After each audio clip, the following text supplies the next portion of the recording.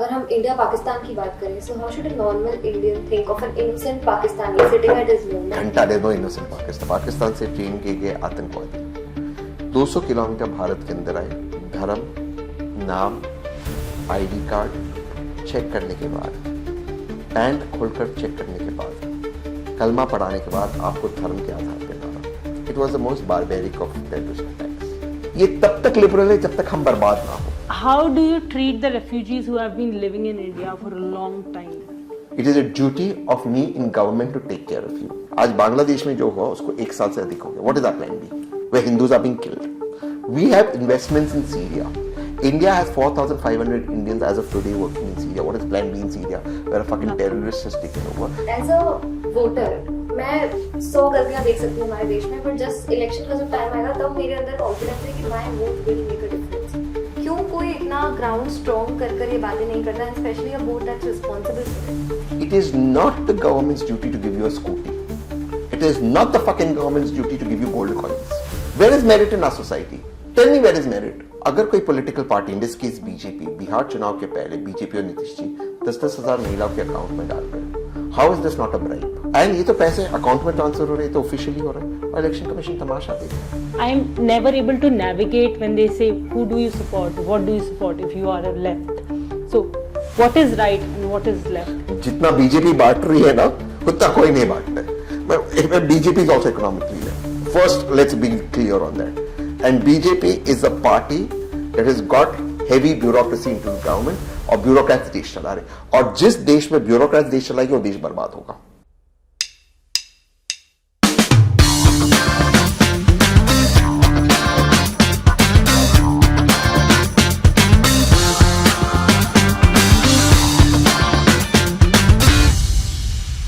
Welcome back to the Y-axis.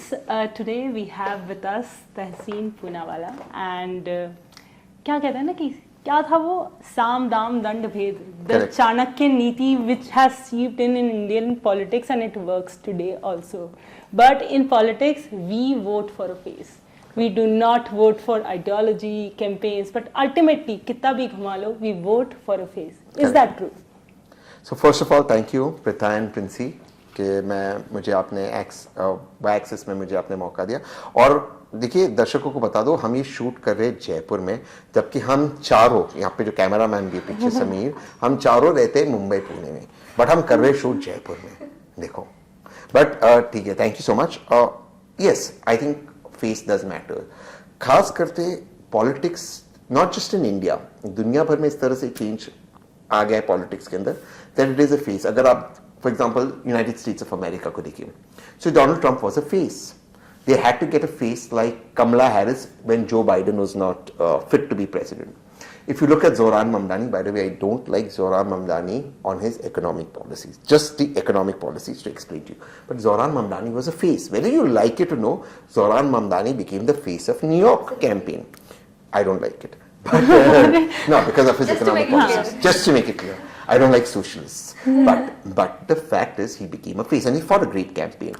So face जो आपका सवाल था प्रथा is very important. A face is important in politics. It is what people get comfort in, associate with. They want their leader to feel personal. अब वो जमाना social media की वजह से चला गया है कि दूरियां होती है, और एक you may still have a fan moment or you may still find somebody iconic, but social media से एक वो माहौल आ गया कि लीडर्स या जो सोशल मीडिया पे वो आपके घर में, आपके बेडरूम पे, आपके इंटीमेट स्पेसेस में। फॉर एग्जांपल मैं इसको थोड़ा अगर और ऐड कर दूं, हमारा ये Y-axis वाला पॉडकास्ट हो रहा है, जो लोग देखेंगे आपके सब्सक्राइबर्स, व्यूअर्स वगैरह, some of them may see it even in their bedroom और इन देयर लिविंग रूम और विद देयर फैमिली और विद देयर गर्लफ्रेंड और बॉयफ्रेंड और friends. So there is, we have become a part of their lives. We are connected to their lives. हम उनके most intimate space में है। So I think because of that, the face becomes important. Who you let into your intimate space. I think that is why. I think one of the major factors which all the political parties run on, and I think journalists also do not question that much, is freebies. आप car सोचते चलाओ, वो सब ठीक है, campaign चलाओ, that's also fine. But then just offering freebies just before the election or during the election. Bharat की अर्थव्यवस्था को नष्ट करने का काम पॉलिटिकल पार्टीज कर रहे हैं। मैं बहुत बड़ी बात कर रहा हूँ। बिहार के पहले, क्योंकि अभी बिहार का चुनाव फोकस में है, आप महिलाओं के अकाउंट में 10-10 हजार रुपये डाल रहे हो और इलेक्शन कमीशन देख रहा है, और आप कह रहे हो कि this is a one time grant, अगर आपने कोई उद्योग चालू किया तो हम आपको और पैसे देंगे। कोई उद्योग 10,000 में क्या उद्योग शुरू होगा? This is not right. आप स्कूटीज दे रहे हो, आप गोल्ड कॉइन्स दे रहे हो, how is this acceptable? I think India must be a welfare state. Nehru ji अपने पहले स्पीच में ट्विस्टेड डेस्टिनी में कहते हैं कि the idea of independence is to wipe every tear from every eye. और वेलफेयर स्टेट मीन्स कि अगर आपके माँ बाप या आप या आपके परिवार में से कोई बीमार हो, आपको सरकारी अस्पताल में उसी लेवल की सुविधा मिले जो आपको एक प्राइवेट हॉस्पिटल में मिले। The quality of a government hospital must be as good as a private hospital. That is a right, because all your life you have paid taxes, your parents have paid. It is a duty of me in government to take care of you. Right. That is welfareism. That's not freebie. Your kids and my kids should get the same education in a government school as somebody gets in a private school. Then if I want to put my son in a private school, that's my choice. That's your choice. But the public school must be as good. Yeah. As fucking good. You don't mind if I abuse? Yeah. No. So, okay. It must be as fucking good. That is not a freebie, that is a right. The country must give welfare in terms of healthcare, education and security. That is the government's duty. It is not the government's duty to give you a scooty. It is not the fucking government's duty to give you gold coins. That is not the government's duty. What is the point of the gold coin? Don't feel bad tomorrow if right now after this podcast, if we get out of this hotel and any of us meet with an accident, we will not go to a government hospital. We will go to a private hospital. Yeah. Is this a reality? Yes. Is this a reality with most Yes. of your viewers? Why the fuck? When you girls are honest, hard-working women who've come here, flown all the way from Mumbai to Jaipur to cover an event, do a podcast, you're a hard-working girl, paying your taxes, paying your GST, this equipment that you've got, you've paid taxes on it. Why doesn't the state take care of you? So what's happened as a result of this, if I expand, is nepotism has taken over India. You girls stay in Mumbai. The area you're staying in, filled with nepo kids. Look at the paparazzi in Mumbai. If a grandmaster in chess comes to Mumbai, 99% of those paps won't know him. But they will fucking know some actors' kids. And I have nothing against anyone's kids. That's fine. They're also kids. They also have a right. But this nepotism has creeped in so much into our society that merit is not getting an opportunity. There is no chance for merit. Because what is happening is बाकी लोगों को आपने free भी दे दिया, वो वहां पर खुश है, और यहाँ पे नेपोटिज्म आगे जा रहे हैं. Where is merit in our society? Tell me where is merit? That's true. लेकिन एक जो आपने बात बोली कि election commission is aware, as a voter मैं 100 गलतियां देख सकती हूँ हमारे देश में, बट जस्ट इलेक्शन का जब टाइम आएगा तब मेरे अंदर कॉन्फिडेंस है कि my vote will make a difference. Now this thing that election commission is aware कि ये सब चीजें हो रही हैं, और हम भी जानते हैं, हम लोग जनता है, हम देखते हैं कि वोटिंग के टाइम पर भलाई आचार संहिता लगी, लेकिन सब चीजें हो रही होती हैं, आपके आंखों के सामने हो रही होती हैं. क्यों कोई इतना ग्राउंड स्ट्रॉन्ग कर ये बातें नहीं करता, and specially a board that's responsible for it. Imagine election commission जो है उसका एक काम है free and fair elections conduct करना. उसके अंदर भी अगर आप एक्सेप्शंस लेके आओ और फिर आप कहो कि पहले पास्ट में ऐसा होता था, it doesn't work. You have to get better with time. अगर कोई political party, in this case BJP, Bihar चुनाव के पहले बीजेपी और नीतीश जी 10-10 हजार महिलाओं के अकाउंट में डाल रहे हो, how is this not a bribe? How is this acceptable? अगर महाराष्ट्र के चुनाव के पहले आप लाड़की बहन योजना शुरू करते हो और महिलाओं के अकाउंट में आप रेट्रोस्पेक्टिवली पहले से पैसे डालते हो, how is this not acceptable? How is this acceptable? What is the point of this? And ये तो पैसे अकाउंट में ट्रांसफर हो रहे हैं, तो ऑफिशियली हो रहा है, और इलेक्शन कमीशन तमाशा देख रहे हैं. How is it not stopping it? और सॉरी अगर किसी को बुरा लगता है, मुझे घंटा फर्क पड़ता है किसी को बुरा लगता है, तो ये गलत हो रहा है. अगर इलेक्शन कमीशन कोई आपके शो को लेकर मॉरलिस्टिक बने कि आप ऐसे कैसे इलेक्शन कमीशन के बारे में बोल रहे, संवैधानिक संस्था है तो उसको संवैधानिक संस्था की तरह काम करना होगा. ये नहीं हो सकता है. और मैं सिर्फ बीजेपी की बात नहीं कर रहा हूं, ये सारी पॉलिटिकल पार्टीज कर रही है. कभी इलेक्शन कमीशन ने पूछा किसी पॉलिटिकल पार्टी को, आप ये मैनिफेस्टो में ये सारी चीज डाल रहे हो, आप कैसे इसको कंप्लीट करोगे? कभी इलेक्शन कमीशन ने पूछा, आप कह रहे हो आप मुफ्त में बिजली, इतनी बिजली दोगे, इसके लिए आपके पास फाइनेंसेस कहां से? How you allowing it? क्या ये काम नहीं है इलेक्शन कमीशन का पूछना? भाई जो पैसे आते हैं वो आदरणीय प्रधानमंत्री जी, आदरणीय गृह मंत्री जी, आदरणीय विपक्ष के नेता जी, आदरणीय कोई भी मुख्यमंत्री अपने घर में तो नहीं छाप रहे, ये तो हमारे पैसे हैं, हमारे टैक्स के पैसे जो ये जिसपे वायदे कर रहे हैं, तो ये कहां से आ रहे हैं? भाई आपने सबको प्रॉमिस कर दिया मैं फ्री बिजली दूंगा, आपका डिस्कॉम चल रहा है लॉस में, इसका बजटरी प्रोविजन नहीं है। ये 10,000 की बात पे मैं फिर आता हूं, ये 10,000 दे, इसका बजटरी प्रोविजन क्या है बजट में? As tax payers of India हम लोग सब टैक्स भरते हैं। जब आप ये कैमरा खरीदते हो उस पर आप जीएसटी भरते हो, इसका पैसे का एक हिस्सा बिहार में भी जाता है, महाराष्ट्र में भी जाता है, कर्नाटका में भी जाता है। तो आप बिहार में भी आप कंट्रीब्यूट करते हो मुंबई में रहकर, और बिहार का एक व्यक्ति मुंबई में भी कंट्रीब्यूट करता है जब बिहार में खर्च करता है, वो तो जीएसटी का पैसा बटता है साहब। ये तो हमारा पैसा जो बटा हुआ है, महाराष्ट्र की बात करता हूं, आपने वहां पे लड़की बहन के लिए बजटरी प्रोविजन कहां से किया? किसको पूछने का अधिकार नहीं है? पूछना चाहिए। ये तो आपका पैसा है ना जो गया है। क्या ये अजीत पवार जी या एकनाथ शिंदे जी या देवेंद्र फडणवीस जी ने अपने घर से पैसे लाए? तो ये सवाल पूछना चाहिए या नहीं पूछना चाहिए? तो ये सवाल कौन पूछेगा? हम और आप पूछ सकते हैं सिटीजंस, या इलेक्शन कमीशन पूछ सकता है एज अ संवैधानिक संस्था? क्यों नहीं पूछ रहा है? आपने भी ये कहा कि पॉलिटिकल डिस्कोर्स की भी कमी है, और in fact you said that Shehzad Poonawalla और सुधांशु ये दो ही लोग हैं ऐसे लीडर्स जिनके साथ आपको एक्चुअली मजा आता है कि बात की वो लोग they are so particular and they are so good with their facts and the data they come with. Sudhanshu ji तो एनसाइक्लोपीडिया है। हाँ जी, उनसे तो डिबेट करने के लिए पहले 4-5 किताब पढ़ते नहीं पड़ती है, but I really respect him and he is one of the nicest people I know. He is very warm, very kind, and Shehzad also I think बहुत टैलेंटेड है वो। आई थिंक बीजेपी के दो सबसे अच्छे स्पोक्स पर्सन सुधांशु जी और शहजाद हैं, and I really like having these debates with him because वो पढ़ कर आते हैं।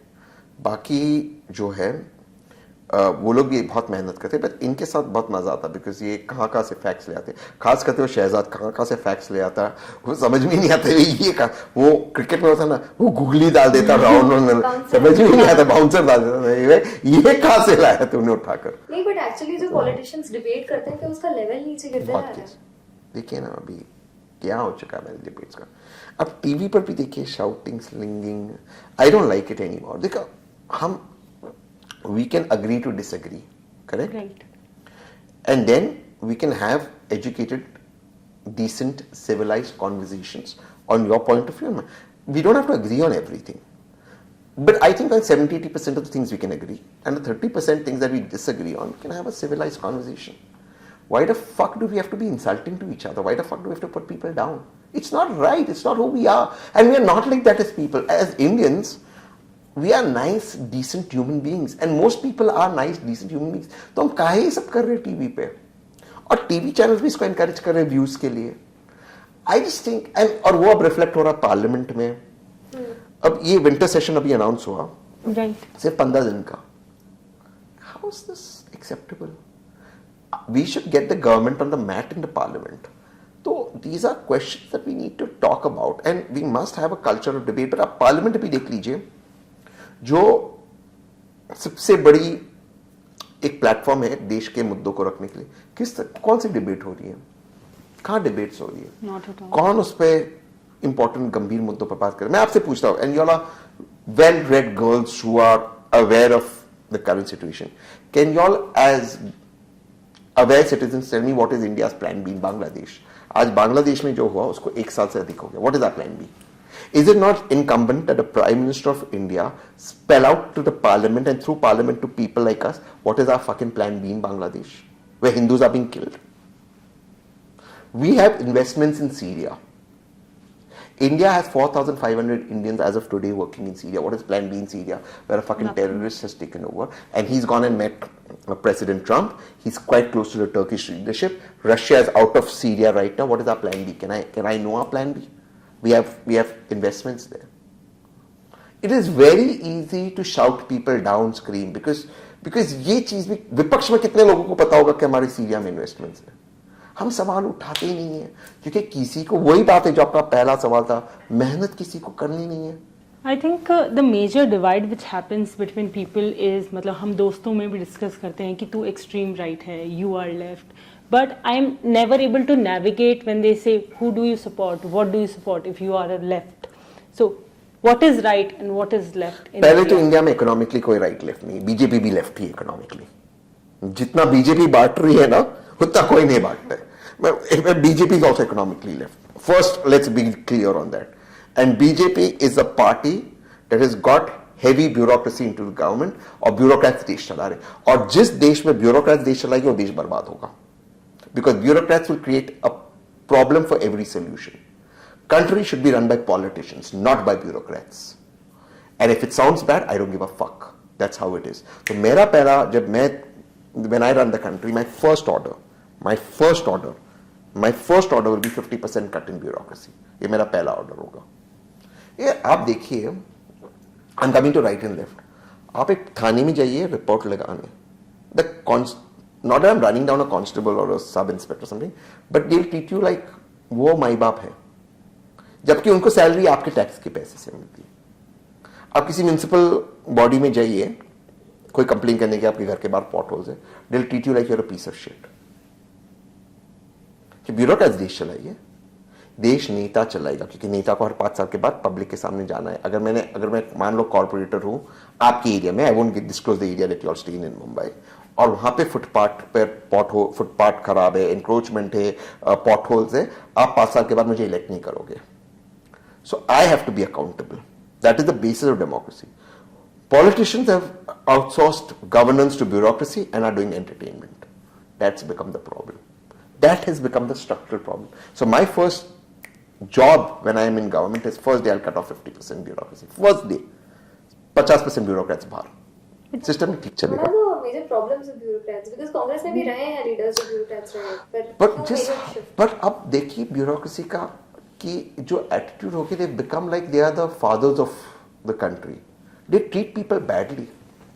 अब वीडियोस देखिए, कहीं कोई डिस्ट्रिक्ट मजिस्ट्रेट है, कोई कलेक्टर है, दुकान वाले को कह रही बाहर आओ यहाँ पे झाड़ू मारो. भाई तू है कौन? 10-10 गाड़ियों के साथ चल रहे, 10-10 काफिले के साथ. What the fuck bro? Like you are bureaucrats, are meant to serve us, not become our bosses. So this has to change. It's not a Congress BJP issue. It is a country issue. Coming to what is extreme left, extreme right, हमारे देश में यार, because even BJP is left, we don't have a truly centrist party. And I'm slightly, economically, I'm centrist, moving towards free markets and welfareism. That's my model.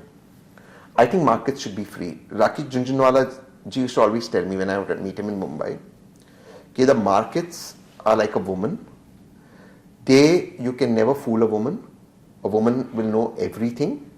She may keep quiet, but a woman will know everything. You can never fool a woman. But if you love and respect a woman, she'll give you everything. And he didn't say this in a sexual or in a chauvinistic way. He said it respecting women. He would always say that markets are like a woman. You can never fool her.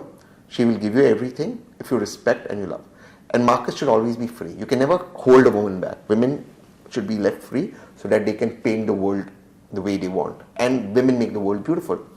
Similarly, markets make the world beautiful, but you cannot control a market. Don't control a market. Don't try to control a market. Markets must be free, and I believe in free markets. Ultimately, a free market always prevails. There is no country in the world where socialism has won. It hasn't. And please don't tell me Scandinavian countries, they are free markets with high welfare. Please don't tell me China. It's a free market economy with their authoritarianism. They are not typical communist socialist countries. They have authoritarianism, China, but it's a free economy. Please don't tell me Scandinavian country. If you go to a Scandinavian country and you start a restaurant, the principal guy and the inspector and this and that, 100 people are not coming, you don't have to take 100 license. You will need to take 1, 2, 3 license maximum. You can start your restaurant tomorrow morning. You don't have babus coming and blackmailing you, extorting money from you. The taxes may be high. That's a different debate. Because they have high welfareism. But a babu is not coming in your restaurant in a Scandinavian country. Free drinks though. In India, you could start a 5-star hotel worth 100 crores. The local corporator ka secretary or the local sub-inspector or the local corporation inspector will come and say, Prita, मेरे 4 guest आ रहे हैं, table कर दो. और आपको करना पड़ेगा. Yes. You agree? Yes, 100%. That doesn't happen in Scandinavian countries. So don't tell me that that's not how it is. Yeah. अगर हम इंडिया पाकिस्तान की बात करें, so how should a normal Indian think of an innocent Pakistani sitting at his home? एक घंटा दे दो innocent Pakistani. तो वही There is no जो innocent hatred Pakistani. है, There is no which hatred. is- There is no hatred. See, sorry. Please, sorry I interrupted you. No, But my please- question was actually that. Do please. we gauge them as innocent people, even the citizens No, who are no. not involved directly? No, there is no innocent Pakistani. अरे Pakistan wants, there is a liberal Pakistani is the same as a devil preaching the scriptures. They are liberal till the point कि उनका फायदा है. And I'll prove it to you. Operation Sindoor हुआ, उसके पहले पहलगाम हुआ. Right Pahalgam attack में Pakistani trained terrorist, Pakistan से ट्रेन किए गए आतंकवादी 200 किलोमीटर भारत के अंदर आए. धर्म, नाम, आईडी कार्ड चेक करने के बाद, पैंट खोलकर चेक करने के बाद, कलमा पढ़ाने के बाद आपको धर्म के आधार पे मारा. It was the most barbaric of terrorist attacks, most barbaric. How many liberal Pakistanis condemned Asim Munir for that hate speech? यहाँ तक कि जो लोग ने भारत की वजह से फेम कमाए दुनिया भर में, भारत से कोलैबोरेट करते, भारत में फिल्में करते, कुछ भी करते, गाने गाकर या भारतीय आर्टिस्ट के साथ कोलैबोरेट करते, वो लोगों ने भी आसिम मुनीर का साथ दिया. That is the problem. वो तब तक लिबरल है जब तक उनका मतलब है, वो नहीं है वरना लिबरल. वरना Pakistan should have been on the streets telling Asim Munir ये आपने क्या किया है. वो नहीं करते. वो ऑपरेशन सिंदूर के वक्त रैलीज निकाल रहे थे. और आज भी वर्तमान में इस वक्त Asim Munir is threatening to fucking nuke us. He wants to nuke India. He said this 2 times publicly. Asim Munir wants to nuke India. He doesn't want a war which is guns or whatever, soldier to soldier. He wants to nuke India. If a nuclear weapon was to fall in Jaipur, God forbid, or Delhi, it would kill millions of people, innocent people. When India struck Pakistan in Operation Sindoor, हमने सिर्फ military और terror targets को strike किए. हमने किसी भी civilian area में strike नहीं किया. वो लोगों ने मिसाइल चलाया गोल्डन टेम्पल पर, माता वैष्णो देवी के टेम्पल पर. These are not, how many Pakistanis came on the road and said, ठीक है भारत पाकिस्तान का जंग चल रहा है, आप लोग जंग लड़िए, सिविलियन एरियाज को टारगेट मत कीजिए. कितने लोगों ने कहा? See I used to also think like this कि नहीं कुछ तो लोग अच्छे हो गए वहां पर, उनको भी ये लगता होगा कि काहे इंडिया के साथ जंग हो, हम इकोनॉमिकली प्रोग्रेस करें. बट वो नहीं हुआ. मैंने अपने आंखों से देखा. आप मुझे फैक्ट चेक कीजिए, कौन पाकिस्तान के लोग सड़क पर उतरे कह के आप न्यूक करने की बात कैसे पड़ोसी मुल्क को कर रहे हैं? बताइए मुझे कहां प्रोटेस्ट हुआ? Asim Munir wants to fucking nuke us. There is no other way of saying it. He wants to roast and toast us. And there is not one civil society in Pakistan that's coming up and saying, this guy is a fucking asshole, it should not be this way. So how are they good people? ये हमने बना के रखा अपने मन में कि इनके साथ हमें अमन की आशा करने है. इनका सिर्फ तमाशा है. ये तब तक लिबरल है जब तक हम बर्बाद ना हो. That is the problem with Pakistan. And I'm not saying people in Pakistan should be killed. I am against any civilian life. I am just saying that, boss, I don't want anything to do with Pakistan. They can live, they can grow, they can be prosperous. I'm happy for them. Just don't interact with me. You and I are not meant to be together. This relationship is over. Just fucking go do your thing. Don't get back with me. I don't want to get back with you. You're toxic. And you're crazy and you're psychotic, in my opinion. I wish you the best. Please go ahead. Just don't indulge with me anymore. I don't want to deal with you. And block them. Keep treated like that. Until 2004, the per capita income of Pakistan on nominal basis, with US dollar being constant, was more than India. From 2004 to 2014 to 2025, it's fallen below Bangladesh. This is the truth. You please Google me. This is a fucked up country. They don't want their people to get out of poverty. Whereas in 20 years, India's got record number of people out of poverty. Their people have fallen down into poverty. Until 2004, Pakistan was ahead of India on per capita income in terms of nominal basis, US dollar constant. A thing which happened like long back but keeps on erupting again and again as we were talking about Pakistan. So I thought let's talk about the other nation please. too. The Myanmar and the Rohingya refugees case which happened, they pushed them out. Bangladesh ने उन्हें शरण दी, and a lot of have come to India too. Yeah. Now, and we have gone with the straight stance that we won't accept. But then, how do you treat the refugees who have been living in India for a long time? Yeah, that's a very good question. And sorry, I'll just remove my shoes so I'm more It's comfortable. okay. Yeah, we're doing this very informally, as you can clearly see. No, so see, first of all, this is the main issue. We don't have a refugee policy. We have a citizenship policy. We don't have a refugee policy. तो हमारे में कोई act ही नहीं है. The government becomes an arbitrary decision maker, which should not be a case in a democracy. First, we need a good refugee act that defines what is a refugee and what category of refugee can or cannot come to India. That's number one. Number two, problem वर्तमान सरकार की क्या है कि वो कहती एक चीज़ है पॉलिटिकल बेनिफिट के लिए, करती दूसरी चीज़ है.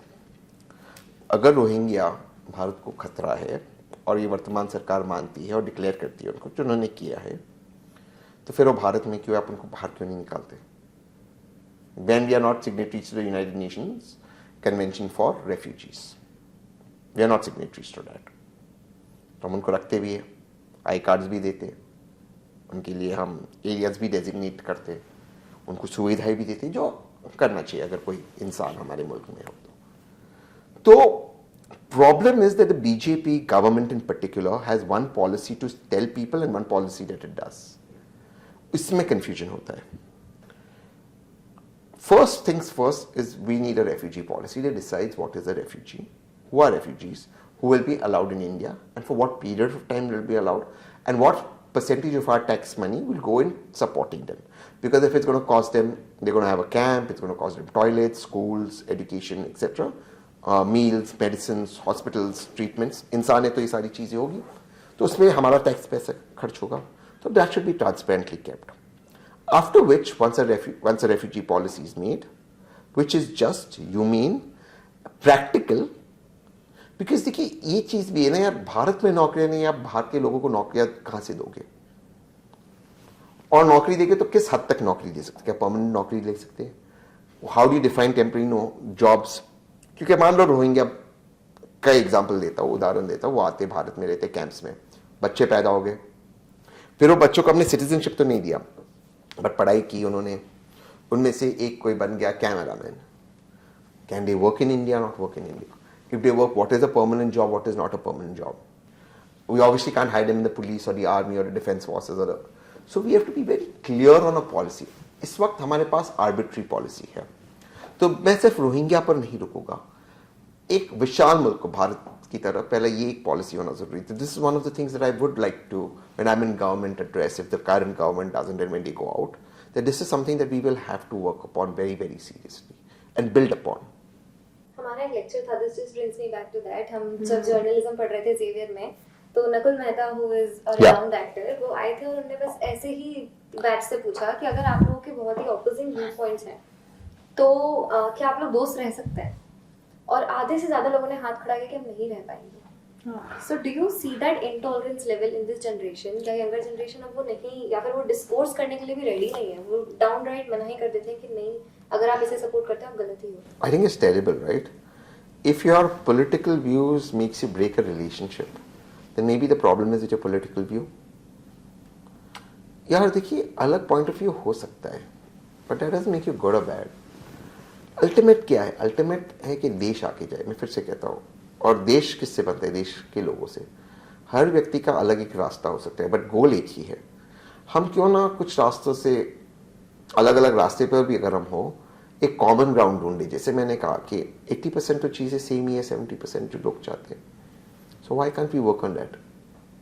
सो आई थिंक कि पॉलिटिक्स के ऊपर लड़ाई करना, पॉलिटिक्स के ऊपर दुश्मनी करना, पॉलिटिक्स के ऊपर नफरत करना, ट्रोल करना, I think it's not justified in my opinion. That's my opinion. I think we can agree to disagree and learn to live and let live happily and celebrate the common things we have rather than the uncommon things we fight about. What do you think the next election is going to look like in India? It'll be very different, I promise you that. How? Does coalition seem to be in the good light? We will have to now find people, particularly those who want to change, who are based on merit. Merit, people of merit will have to come ahead. Because क्या हो गया है, आप देखिए ना, privileges ने बहुत जगह ले ली है देश में. अब मैं आपको एग्जाम्पल देता हूँ क्रिकेट बोर्ड का. एक तो है ही जय शाह जी, अमित शाह जी के बेटे, बट मैं सिर्फ उनका उदाहरण नहीं देता हूँ, तो एक एग्जाम्पल हुए माधवराव सिंधिया जी के बेटे, अशोक गहलोत जी के बेटे, इनके बेटे, रोहित पवार. भाई क्या है इनका क्रिकेट से कनेक्शन? जो आते हैं बोर्ड, क्रिकेट बोर्ड के अंदर, मतलब फैमिली ऑर्गेनाइजेशन हो गया. ये मेरी दोस्त एकता का फैमिली शो चल रहा है. वो एकदम दिखता नहीं है ना लोगों को. नहीं, बट एक एग्जाम्पल मैं दे रहा हूँ. आप जितने भी स्पोर्ट्स बॉडीज है भारत में, सारे फैमिलीज चला रहे हैं. सो पॉलिटिक्स में भी ये हो गया है. So it is not one political party. जैसे क्रिकेट की बात करें तो जय शाह जी का नाम आता है, तो पॉलिटिक्स की बात करें तो गांधी परिवार का नाम आता है नेपोटिज्म में. एक परिवार या एक व्यक्ति से सीमित नहीं है. आप देख लीजिए, जम्मू एंड कश्मीर से लेकर कन्याकुमारी तक, अब्दुल्ला फैमिली, मुफ्ती फैमिली, बादल फैमिली पंजाब में, चौटाला फैमिली हरियाणा में, वसुंधरा राजे, दुष्यंत राजे. चलो रीजनल पार्टीज की मैं बात करता हूँ, नॉर्थ ईस्ट में सांगमा फैमिली. अब कहीं पर भी चली जाइए, सारे डायनेस्टीज भरे हुए. अजीत पवार फैमिली, ठाकरे फैमिली, नीचे जाइए तो गौड़ा फैमिली, और जाइए तो Stalin family. What is going on? Chandrababu Naidu family, KTR family. क्या है ये? एक फैमिली शो है, आप ही चलाओगे? तो ये नेपोटिज्म की दुकान बंद होनी चाहिए. अब ये यार अब हो चुका है यार. क्या है, क्यों ये लोग है, क्या इनका लोग से? Why are they in power? Because they're the lucky people who go born to their parents. Why aren't more talented people like you not in politics? ये तो चेंज होना होगा, और 2029 में चेंज होगा मुझे लगता है. इसके लिए बातें हो रही है. We have to bring in merit. Merit लाना बहुत जरूरी है. मेरिट ऊपर पहुंचने में उनके लिए संघर्ष बहुत ज्यादा नहीं हो जाता. वो सिस्टम को चेंज करना होगा. देखिए, वो सिस्टम चेंज करना ही होगा. और ये कौन चेंज करेगा? क्योंकि जो पावर में है वो तो ऑलरेडी नेपोटिज्म या उसी की वजह से वो नहीं करेंगे. But one more sect of politicians जो उभर कर आते हैं और played big are celebrities when they become politicians. Like I just want to clear this. Who is a real politician? Vijay is coming from South, by the way. If Vijay wins 5 seats now, I will do. But he has a very big following. What are you saying? Bro, having a following means nothing in politics. There was stampede because of him. And a useless nepo burger. He's also a nepo kid, by the way. He's also a nepo kid, by the way. In film industry, this nepo kid did not even have the fucking decency to wait there and go to the hospital and help those people. He fucking took a private flight and ran away, and I don't give a fuck if his fans feel bad. It was a terrible, inhuman thing to do. Very inhuman. What a disgusting person. यार आपके fans मर गए. You should have fucking gone and seen those people. You should have at least waited in the city. चलो, you didn't go to the hospital. You may thought it was creative. You could have waited there. You could have ensured. You could have coordinated with the DM, with the hospital, with the police authorities. You ran away on a private plane. I don't care tomorrow if he's in an alliance with the BJP or DMK or Congress. I don't give a fuck. What's true is true. You ran away. You privileged brat ran away. What is the difference between you and somebody on a road who meets at an accident and runs away? What fucking celebrity are you? Ghanta celebrity. You're not a good human being. You're not a good human being. And I don't care if BJP is supporting him right now, or tomorrow Congress wants to do an alliance with him. I don't give a fuck. You ran away like a coward. While people died, 40 plus innocent people who were your fans died.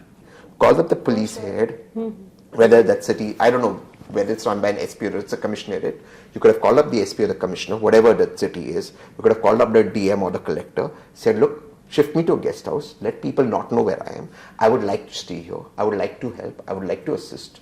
Let me see if people are okay. How many people have died? Let's get this going. Can I do something? Can I arrange for some help that you all need?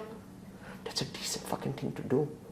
मैं थोड़ा सा stuck हूँ by what you said about merit actually taking the It's charge. true, right? Absolutely. लेकिन मैं I come from a very small town near Indore और मैंने वहाँ observe किया है कि जो भी जो यंगर लोग हैं जो जाना भी चाहते हैं पॉलिटिक्स में, they are suddenly swayed by this युवा नेता, युवा मोर्चा, 10 गाड़ियाँ ले आओ, यहाँ पे ये कर देंगे, वहाँ पे वो कर देंगे, which does not really hold any real value.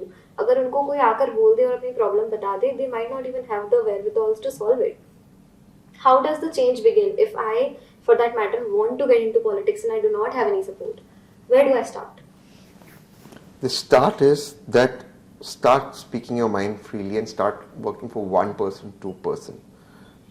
And ultimately, we'll all have to together make an effort, all of us who are not Nepo kids, of telling the people of India कि बहुत हमने vote कर दिया है धर्म के नाम पे, जाति के नाम पे, नेपोटिज्म के नाम पे, माँ बाप के नाम पे, इन्होंने ये किया. पहली बार हम अपने लिए वोट करें, अपने भविष्य के लिए करें. आप एक चीज सोचिए, आपने जो बताया, यू राइट ऑन दैट. ये नेपो किड्स 10-10 गाड़ी लेके घूमते हैं. इनके जितने भी बच्चे विदेश जाके अच्छे यूनिवर्सिटीज में पढ़ते हैं और यहां पर दंगे करवाते, यहां पर दे एक्ट लाइक, जैसे मध्य प्रदेश में दे एक्ट लाइक उनके डैडी डार्लिंग का स्टेट है. It is terrible. So we have to now start taking a stand that this is not acceptable to us, to we the people. And people should go ahead only on merit. If you tomorrow want to go ahead in politics, people should judge you for the work you intend to do and the work that you and the vision that you carry. Not for who your daddy or your mummy is, not for the 10 cars that you have. That is not why people should vote. But unfortunately, it's become about that rather than the work you do. Therefore, to your earlier question, जो प्रिथा ने पूछा था, डिस्कॉस ही हमारा इतना लो हो चुका है क्योंकि किसी को भी लगता है कि वो 10 फॉर्च्यूनर लेकर घूमेगा सफेद कलर की, 2 आगे स्कॉर्पियो 2 पीछे स्कॉर्पियो, वो नेता बन गया. 4 होर्डिंग लगा दी, वो नेता बन गया. किसी को गाली दे दी, वो नेता बन गया. वी आर नॉट डिस्कसिंग कि वो नेता बनकर करेगा क्या, क्योंकि उसकी वो माइंड ही नहीं है. वो सोचता ही है कि I am born to govern, मैं बनाऊं कि मैं राज करूंगा. This brings me to a political party which was formed, जैसे आप बात कर रहे थे कि कैसे पॉलिटिक्स में एंटर किया जाए, तो the Anna Hazare movement gave rise to AAP. Yeah. And I somewhere heard that you are not a big fan of the movement, though it was one of the recent times का greatest movement which was against corruption and everything. Please tell us about it. मेरा मुंह मत खोलो यार. Please यार बताओ. अन्ना हजारे में वो नंबर का वो movement is such a fraud movement. Why? But it was against corruption. It was. It was. But the Lokpal that Anna Hazare and his ilk had proposed was draconian. Would end democracy as we know it in India.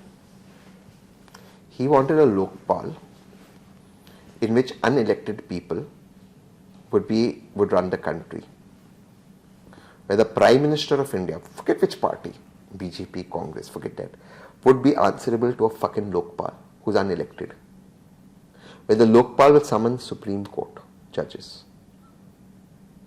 That would have destroyed our democracy. Do we want that in our country? That Lokpal bill was draconian and dictatorial. We would have become like Pakistan. Pakistan has something called NAB, National Accountability Bureau. They can summon anyone they want, including prime ministers. That's why there's no prime minister would mostly last full term in Pakistan, mostly. Because of this, it's unaccountable. That's what they wanted. And all these people who are around Anna Hazare, Arvind Kejriwal ji, क्यों पंजाब में लोकपाल नहीं लाया? वो लोकपाल पंजाब में क्यों नहीं लाया लोक आयुक्त बनाकर? वो जो ड्रकोनियंस की चीज की वजह से उन्होंने प्रोटेस्ट किया था, आज तो पंजाब में बहुमत की सरकार है अरविंद केजरीवाल जी की, क्यों नहीं लाया? वहां कहां गया उनका लोकपाल? दिल्ली में क्यों नहीं लाया? चलो दिल्ली में कहेंगे एलजी साइन नहीं करता, पंजाब में कौन रोका है? क्यों नहीं लाया? कहां है किरण बेदी जी? कहां गई? मनीष सिसोदिया जी कहां पे? सारे मूवमेंट के लोग वहां चले गए। और मैं एक और चीज कहूंगा, ये अनपॉपुलर होगा बट मैं कहूंगा, जिस करप्शन के मुद्दों पर ये लोग आए, they not been able to prove corruption, but what really hurt me was this 2G के ऊपर जो इन्होंने आंदोलन किया था। 2G के अंदर मैं ज्यादा डिटेल में नहीं जाऊंगा कि आपके लोग इतना यंग ऑडियंस है, they will not remember. 2G, the policy of 2G was first come first serve. It was not supposed to be auctioned. And this was not a policy of the UPA government. It was a policy of actually Vajpayee ji and the tri chairperson के recommendation पर। सरकार elect होती है policy पर, उसको आप cancel कर देते हो, उसके अगेंस्ट आप मूवमेंट करते हैं, आप उसको कैंसिल कर देते हैं। जो नुकसान भारत का हुआ इन्वेस्टमेंट क्लाइमेट में उसके बाद, I will never forget Anna Hazare ji and what they did. Anna Hazare ji वो उस वक्त के जो CAG थे, I will never forget them. बहुत नुकसान किया देश के इन्वेस्टमेंट का। On the exact same line मुझे बहुत क्यूरियोसिटी रहती है फ्रीडम ऑफ स्पीच को लेकर भी इस सेम चीज़ में कि कोर्ट कहाँ तक जस्टिफाइड है वो और कहाँ तक नहीं है। अभी हम सोनम वांगचुक की बात करें अगर, तो वो चीज़ ज़रूर कॉन्वर्जेशन में आती है कि कितना, क्या किसी के बोलने से अगर कोई अनरेस्ट पैदा हुआ तो क्या वो इंसान एक्चुअली उनने किस लाइन में कहा था, उसका इंटरप्रिटेशन कैसे हुआ, और क्या उन्हें जेल की सज़ा होनी चाहिए। सोनम के कॉन्टेक्स्ट में मैं स्पेसिफिक करूँगा कि कब का है, फिर मैं फ्रीडम ऑफ स्पीच पे होगा। I don't like Sonam.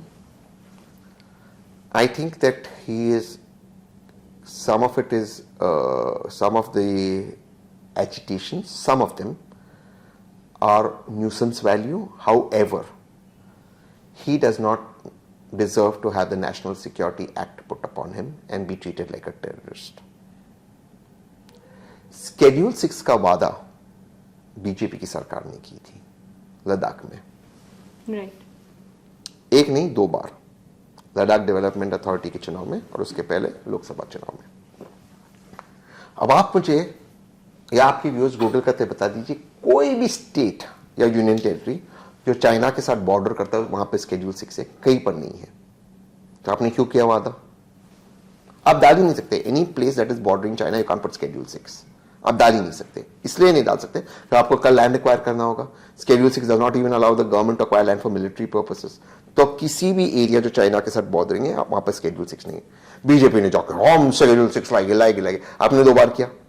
अब उसने न्यूसेंस किया तो आपने उस पर टेररिस्ट एक्ट लगा दिया। Doesn't work like that, no. I don't like the guy, but I will stand up for, like I don't like Arvind Kejriwal ji, but I stood up for Arvind Kejriwal ji not to be arrested by ED. I stand up for Sonam not to be under a terrorist act. एक दूसरा, we have a problem in Ladakh, we have a problem in Manipur, and a lot of these problems in our border area are worrying because China is sitting there. We have to sort that out. So the government cannot keep bullying people. It has to talk. We are not a Pakistan. We are not a China. We are a democracy.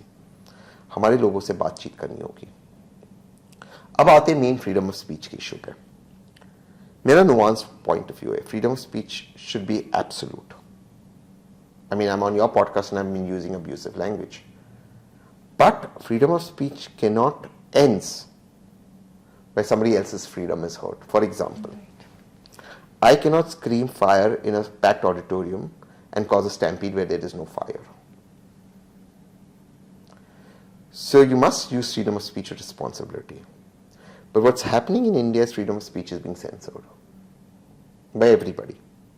All political parties are censoring freedom of speech. And a nation can only grow when freedom of speech is absolute. The right for me to criticize my government is my fundamental right. When a podcaster is arrested for a joke that he's copied, I'm talking about Ranveer, that puts fear in my mind for freedom of speech. When Samay Raina is bullied for a show that he made, which I'd never watched till then, it puts fear in my mind.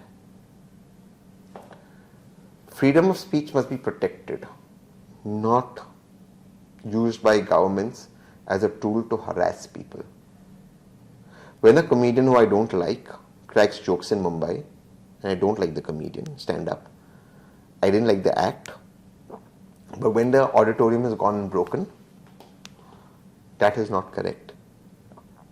So this is a terrible thing that's happening in our nation, and we should all stand for it. Is it only being done by one side? No, it's being done by every side. It's being done everywhere. And I think somewhere we need to take a stand against it. I'm very clear. As long as you criticize somebody within the realms of decency, without defaming them, without being abusive towards them personally, it's absolute. Everyone's answerable in this country. Be it the Prime Minister, be it the opposition leader, be it the judges, be it religious leaders, everyone should be answerable. This business of I will not be answerable does not work. Another shift that I'm seeing, जैसे जो हमारा conversation के पहले भी बात हो रही थी, you were just bantering about कि आपको मराठी आती है या नहीं. Oh. And we live in to Sameer. Yeah. So we live in Maharashtra, and अब एकदम से हमारे अंदर भी डर बन चुका है because none क्यों? of us know Marathi, and we see the footages of people being beaten up या फिर किसी को गाली गलौज हो रहा है, and none of us really want to be in that space. And this is actually happening in a lot of parts of India. Yeah. People are reclaiming their land, their language, their culture, Which is good. which is great, but मतलब But you don't have the right to beat people, huh? Exactly. ये reclamation कहाँ से आ रहा है? मुंबई से Taxes शुरू are करते हैं. being- मुंबई से शुरू करते हैं. ये दोनों ठाकरे फैमिलीज जो एक हुए, ये अलग क्यों हुए थे? राज ठाकरे जी, जिनको मैं प्यार से रिजेक्टेड ठाकरे बुलाता हूँ, और उद्धव ठाकरे जी क्यों अलग क्यों हुए थे? अलग हुए थे क्योंकि दोनों को पावर चाहिए. अब एक क्यों है? क्योंकि दोनों को पावर चाहिए. और आदित्य ठाकरे और अमित ठाकरे वो महाराष्ट्र को लीड करेगी. क्यों भाई, क्या इनमें स्पेशल है? मैं हैरान हूं. मैंने बताया ना, कल मैं जयपुर लैंड किया, फिर मैं एक डिनर के लिए गया था. क्या था, तो वहां पे मैं एक रील देख रहा था, वाइल ऑन माय वीडियो. एक जर्नलिस्ट ने डाला है महाराष्ट्र की राजनीति का फ्यूचर, और आदित्य ठाकरे और अमित ठाकरे किसी नाइट क्लब में या किसी 5 स्टार होटल में गले मिलते, किसी के बर्थडे पार्टी में कल गए थे, वहां पे गले मिल रहे उसको. Rejected Thackeray ji is the mass leader of 6 editors and 9 journalist. सिर्फ हाइप करती है इनको. और क्या लोकस है आदित्य ठाकरे जी का और अमित ठाकरे जी का कि वो नेता बनते फिरते, and we have to bow down to them, और ये इस तरह से लोगों को मारेंगे. जब आप किसी को मारते हो, आप उसको ह्यूमिलिएट करते हो. जब उसका वीडियो निकालते ह्यूमिलिएट करते हो. सोचिए उस गरीब आदमी के बारे में, मिडिल क्लास आदमी, गुजराती भाई था जिसको मारा था, वीडियो बहुत वायरल हुआ. उसके परिवार के लोगों ने क्या सोचा होगा, उसको कितना ह्यूमिलिएशन हुआ होगा उसकी बेटियों के सामने, बच्चों के सामने, कि उसको इस तरह से मारा. Who the fuck are you to hit people? Goons. How do you hit people? और अगर इनके गुंडे मार रहे हैं तो आप कार्रवाई लीडर्स पे कीजिए. How can you hit people? You can't hit people, yeah? It's not right. So, they have only come together for power. मैं मराठी माणूस को पूछता हूं. मला मराठी येते. माझा जन्म महाराष्ट्रामध्ये झाला. माझी जन्मभूमी आहे महाराष्ट्र. आता मला सांगा, BMC were, on BMC, for the last 20 years, the Thackeray family has been governing it. You all are from Mumbai. क्या आप लोग BMC के हॉस्पिटल में जाओगे? BMC के स्कूल में आपके बच्चों को पढ़ाओगे? तो जो ठाकरे फैमिली के बच्चे बॉम्बे स्कॉटिश में पढ़ते, आपको मारेंगे क्योंकि आपके दुकान के बाद मुंबई नाम नहीं है, बॉम्बे है. उनके बच्चे बॉम्बे स्कॉटिश में पढ़ते हैं. आपकी दुकान को तोड़ेंगे कि आपकी दुकान के बाद बॉम्बे लिखा है, मुंबई नहीं. सही कह रहा हूं, गलत कह रहा हूं? बिल्कुल सही, देखा है. जब उद्धव जी बीमार होते, भगवान उनको लंबी उम्र दे, स्वस्थ रखे उनको. जब राज जी बीमार होते, वो जाते एक गुजराती भाई के हॉस्पिटल में. मुझे इसमें कोई दिक्कत नहीं है, गुजराती भाई बढ़िया इंसान है और करे और पैसे कमाए. वहां पे डॉक्टर को बोलते क्या मराठी में बात करूं? गुजराती भाई को बोलते क्या मराठी में बात करूं? BMC हॉस्पिटल में क्यों नहीं जाते? प्रॉब्लम वहां पर आता है इनकी हिपोक्रेसी में। और ये जो पॉलिटिकल पार्टीज है इन्होंने महाराष्ट्र को बर्बाद किया है, और इस तरह की जो दादागिरी कर रहे हैं ये बंद होना चाहिए। बिल्कुल सही, अगर आप महाराष्ट्र में रहते हैं आपको लोकल लैंग्वेज सीखना चाहिए, लोकल कल्चर सीखना चाहिए, असिमिलेट होना चाहिए लोकल भावना से। जब मैं इंदौर जाता हूँ सबसे पहली चीज़ की मैंने पोहा खाया, क्योंकि I thought that was part of the culture, I wanted to experience it. But कोई आकर मुझे पीटे कि भाई आप पोहा क्यों नहीं खा रहे हो, ये कहाँ जस्टिफाइड है। अच्छा, अब राज ठाकरे जी के बारे में मैं उनको पेंडुलम भी बुलाता हूँ, क्यों? सुनो, 2014 में राज ठाकरे जी आदरणीय प्रधानमंत्री नरेंद्र मोदी जो बीजेपी को सपोर्ट कर रहे थे, अच्छी बात है। 2019 में आदरणीय विपक्ष के नेता राहुल गांधी और कांग्रेस को सपोर्ट कर रहे थे। फिर 2024 में आदरणीय प्रधानमंत्री और बीजेपी को सपोर्ट कर रहे थे, और 2026 में वो वापस कांग्रेस की साइड आ गए। भाई ये क्या है? Bro chill.